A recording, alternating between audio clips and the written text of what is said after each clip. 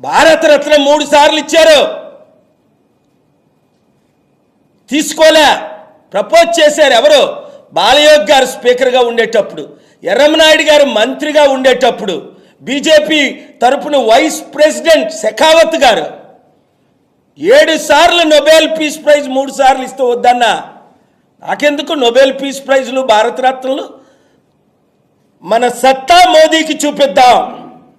అంబేద్కర్కి ఏమో 450 కోట్లు ఖర్చు పెట్టి విగ్రహం అట, రాజ్యాధికారం ఏమో వీళ్ళకి, మనకేమో విగ్రహాలు.